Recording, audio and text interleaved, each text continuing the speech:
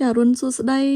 រុនសួស្ដីពីប្រទេសជប៉ុនទាំងអស់គ្នាចាបងប្អូនទាំងអស់គ្នាឥឡូវនេះនាងខ្ញុំនៅក្នុងបន្ទប់នៅផ្ទះចាហើយប្អួចចាមើលតាមប្អួចទៅយើងឃើញផ្កាស្រស់ស្អាតមែនតែនតោះឥឡូវយើងចេញទៅមើលទាំងអស់គ្នាយើងបើកប្អួចមើលចានេះឯងផ្កា tulip នៅខាងក្រោយផ្ទះ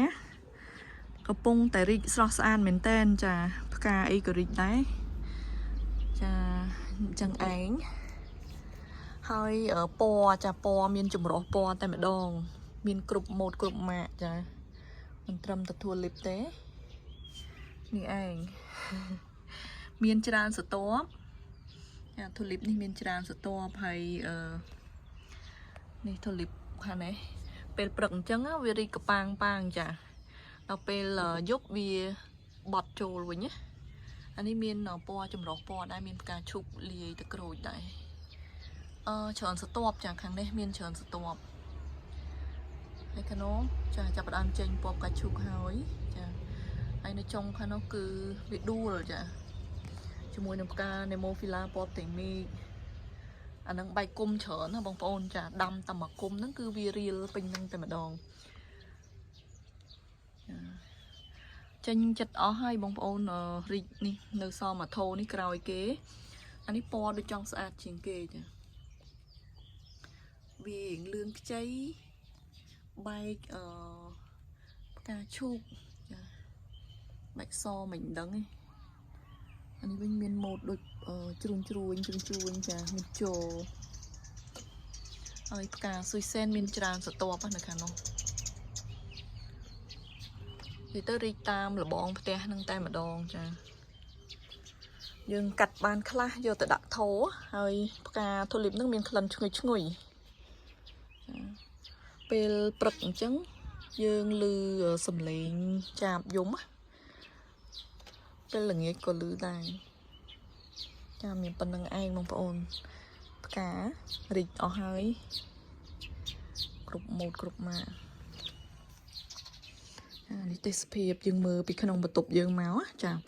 ដោយសារតែយើងចង់បើកបង្អួចមកឲ្យឃើញផ្កាតែម្ដងអញ្ចឹងនាងខ្ញុំដាំនេះនៅខាងក្រោមហ្នឹងណាមកជួរនឹងតាមពិតបើសិនជាយើងដាំនៅមកជួរខាងនោះទាំងអស់យើងអាចឃើញផ្កាច្រើនទាំងអស់ហ្មងចាតែយើងចង់ថាឲ្យឃើញផ្កានៅចិត្តយើងដែរអញ្ចឹងយើងដាំពីខាងនេះមកដែរហើយអង្គុយមើលទេសភាពភ្នំចាបងប្អូននៅខាងក្រោយបន្ទប់ហ្នឹងគឺមានទេសភាពភ្នំមានដើមសាគូរ៉ាអីអញ្ចឹងយើងអាចមើលឃើញដែរឃើញផ្កាឈូកអញ្ចឹងទៅហើយផ្កាកលាបវល្លិយើងវាកំពុំហីចាយើងធ្វើកោងហើយនៅខាងក្រោយមានដើម blueberry ចាចាំនាងខ្ញុំថតជូន blueberry ផ្កាច្រើនមែនទែនបងប្អូនហើយវាមានខ្យល់មិនដឹងថាវាកាន់ផ្កាឬក៏អត់ទេចាំមើលយើងទៅមើលទាំងអស់គ្នាជួនកាលវាអាចជ្រុះផ្កាអស់ទៅវាទៅជាផ្លែក៏មិនដឹងព្រោះនាងខ្ញុំមើលព្រឹកមិញហ្នឹងវាអត់ឃើញវាជ្រុះផ្កាខ្លះហើយយប់មិញអីហ្នឹងគឺខ្យល់ខ្លាំងណាបងប្អូនចាដូចចង់ព្យុះមិញហ្នឹងខ្យល់កន្ត្រាក់ហ្មងណាចានេះឯងយើងចូលឆ្នាំខ្មែរមិនបាច់ទៅលេងណាទេគឺថាយើងអង្គុយនៅផ្ទះយើងមើលផ្កាទៅព្រោះយើងខំដាំអញ្ចឹងណាបងប្អូនអត់បានទៅណាគេចានៅមើលផ្កានៅផ្ទះហើយផ្កាយើងនៅចំការចានៅសួនក្រោយនោះរីកច្រើនដែរមើលខាងនោះម្សិលមិញកាត់ចានេះម្សិលមិញកាត់បានច្រើនដែរកាត់ប្រហែលជា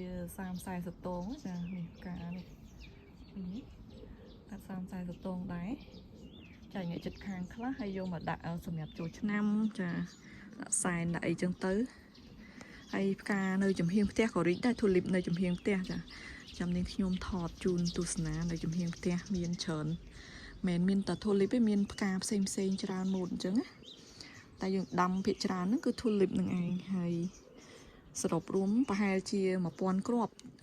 ជាមួយនឹងគ្រាប់ផ្កាផ្សេងចាមិនមែនតែទូលីបទេណានេះទូលីបនេះស្រទាប់វាច្រើនស្អាតណាដូចផ្កាឈូកនេះស្រទាប់ច្រើនហើយវាមានម៉ូដជោវាណាហើយផ្កានេះវិញគេហៅផ្កាស៊ុយសែននេះ ដួលអស់ហើយបងប្អូនចាខ្យល់ខ្លាំងពេកនៅខាងនោះដួលដែរយើងទុកឲ្យវាធម្មជាតិចឹងហ្មងយើងអត់ទាញវាឡើងចាអរគុណច្រើនសម្រាប់ការទស្សនាវីដេអូរបស់នាងខ្ញុំចាយើងជួបគ្នានៅវីដេអូក្រោយទៀតចាជំរាបលាបាយបាយ